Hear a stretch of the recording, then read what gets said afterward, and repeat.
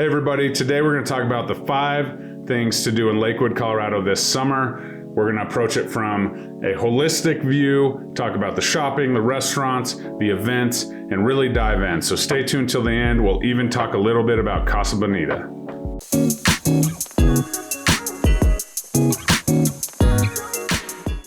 Hey everybody, Jeremy Kane, eXp Realty here, keeping you in tune with all things real estate and all things Colorado.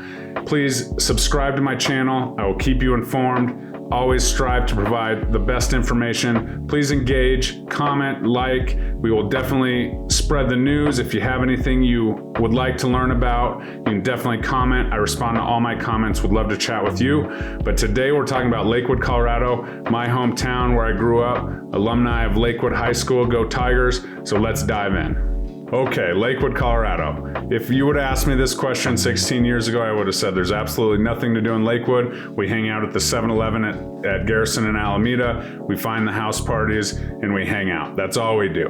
But the honest truth is there's a ton to do in Lakewood, Colorado, home of the Federal Center, which isn't really a place to do anything, but it's a big landmark, lots of jobs right in the heart of Lakewood. Lakewood is kind of spread out, as you will find throughout this video. First, we're going to talk about the Heritage Center. This is like Belmar Park.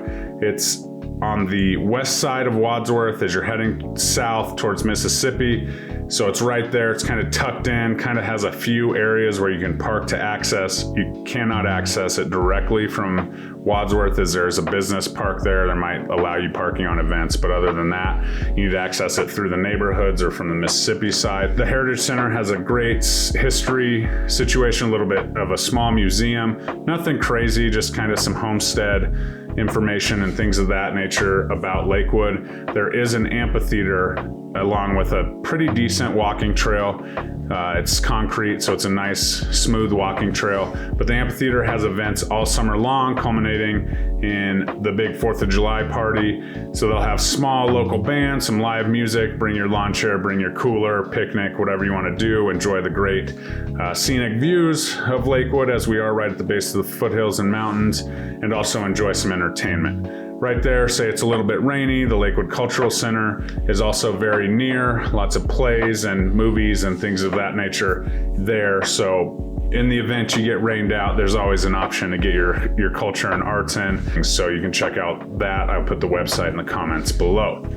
Next, we'll talk about golf. I'm a big golfer, and Lakewood has some pretty decent golf courses. Now we're going to talk about only the ones in Lakewood. The honest truth is Lakewood is a central hub that you can go 2, 3, 5 minutes outside of Lakewood and find a ton more golf courses. You can find Red Rocks, you can find, downtown Denver, all kinds of stuff, but we're focusing on just Lakewood. So let's talk about the golf courses in Lakewood.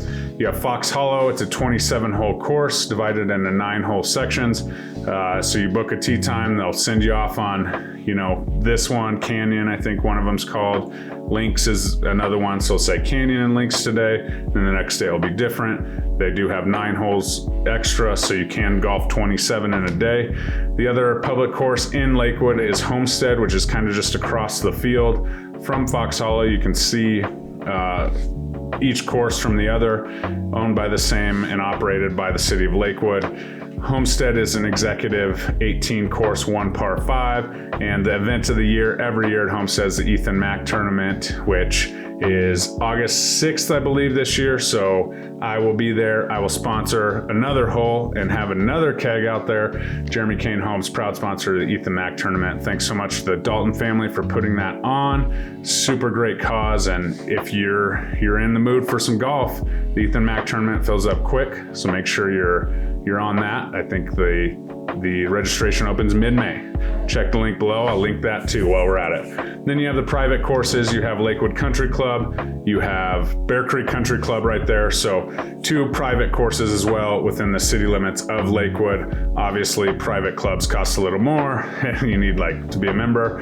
I have had the honor to golf at Lakewood Country Club one time. Pretty nice course. The cool part is they're pretty separated. Well, Fox Hollow, Bear Creek, and Homestead are close, and then Lakewood's a little bit further north.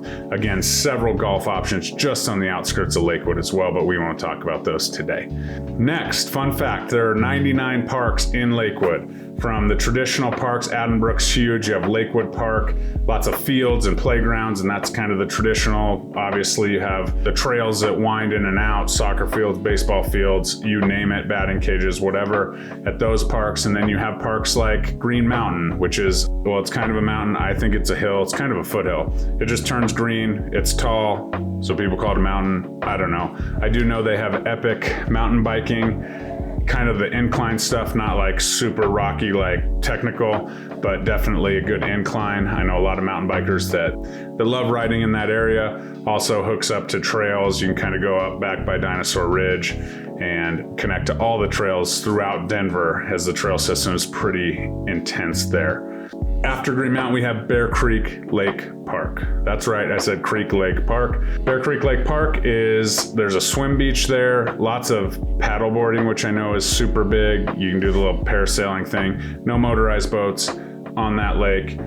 It's usually chock full of swimmers and paddleboarders. I think during COVID, they actually had to limit who was there and even shut it down for a time because people were too packed in. It is not a very big lake.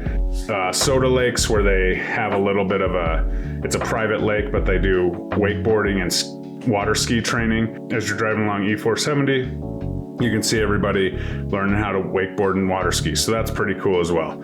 Next, we're going to talk about the shopping. When it comes to shopping, pretty much Belmar is your spot. Formerly Villa Italia for those Lakewood throwbacks. They bulldozed all of Villa Italia except for the Foley's. The Foley's became the Dick's Sporting Goods of Belmar. Mostly outdoors, lots of walking going on there. Restaurants, there's a Target in there, a Bar Louie, those kind of places in Belmar. Belmar's kind of become a hub. It's very close to the Heritage Center. Lakewood Commons is across the street. In-N-Out is there, so if it has an In-N-Out, it's kind of a big deal. So that's Belmar. That's probably the central location to shop. There are a ton of shopping centers throughout Lakewood. There's also Business Park, 6th and Sims area, where there might be a little bit of shopping too, but that's a ton of businesses, a ton of more restaurants. You have, Old Chicago has a great rooftop and so on. So let's talk about restaurants. We can't talk about restaurants in Lakewood without talking about the Lakewood landmark, which is Casa Bonita. Casa Bonita is currently closed. It was recently purchased by Trey Parker and Matt Stone, South Park creators. So I'm sure it's going to come back with a vengeance.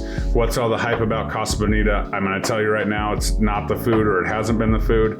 It's had okay Tex-Mex style food. I think they've had a few different people running the kitchen back there in my past.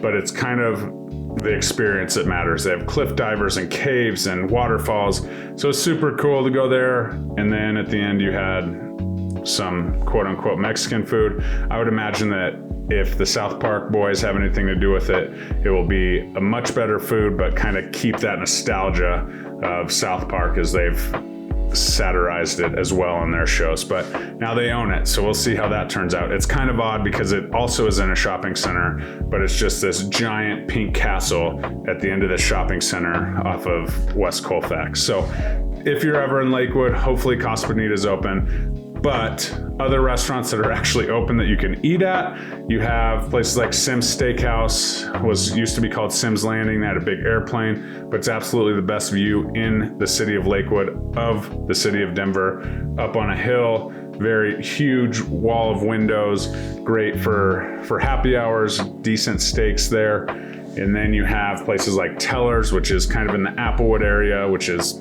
further north. Teller's is a pretty cool spot, kind of a tap room that has pretty unique food, has a little patio, kind of just off the beaten path a little bit in northern Lakewood. So all kinds of corporate chain restaurants in Lakewood, again, spread out as we go, because there's a ton of homes, lots of residential in Lakewood, but there are obviously the hubs and the little mom and pops and locally owned businesses as well. So that's pretty cool. Lakewood is the gateway to the mountains, the separation of Denver and the mountains. You have Lakewood. It's very accessible. The infrastructure is very good. You have major streets that run north and south. You have highways like 6th Avenue that run east-west, I-70 to the north. So you have very quick access to all the mountain towns and things of that nature if you're trying to get up to ski or, you know, do summer things, get up to the mountain lakes. And that's one thing. Lakewood doesn't have a ton of lakes. In fact, I don't know if there's a lake in Lakewood that you could put a motorized boat on.